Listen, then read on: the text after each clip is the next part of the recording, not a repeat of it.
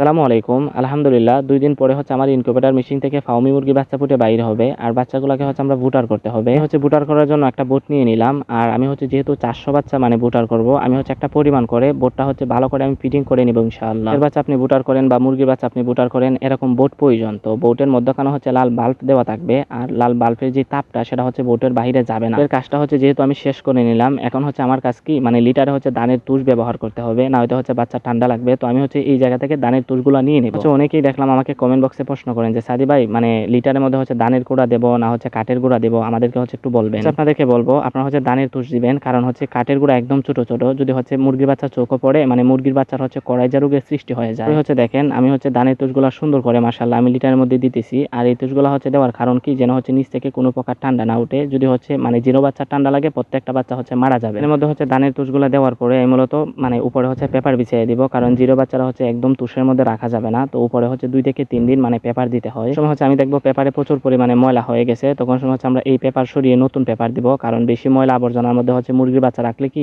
ওরা হচ্ছে অসুস্থ হয়ে পড়ে যাইতে পারে। এই ভিডিও থেকে আপনাদের উদ্দেশ্যে একটা কথা বলি ভাই, আমি হচ্ছে কামারে যাই করি মানে যেই কাজ করি বা যা যাবতীয় করি আপনাদেরকে হচ্ছে অনলাইনের মাধ্যমে দেখানোর ট্রাই করি। মানে কারণ হচ্ছে কি, ভিডিও দেখার পরে হচ্ছে আমার মতো একটা যুবক ভাই মানে ও কর্ম করুক বা লেখাপড়া করুক, এর পাশাপাশি হচ্ছে কিন্তু পরিশ্রম করুক। তো আমার কথা হচ্ছে এটা হচ্ছে আমার ভিডিও দেখেন, আমি সবার জন্য দোয়া করি আল্লাহ তাআলা যেন প্রত্যেকের হায়াতে রিজিকে আমলে ইলমে বারাকা দান করেন। আর আমাদের হচ্ছে মোটামুটি আজকের কাম শেষ। তো এই হচ্ছে আমাদের ভিডিও, সবাই হচ্ছে আমাদের জন্য দোয়া করবেন।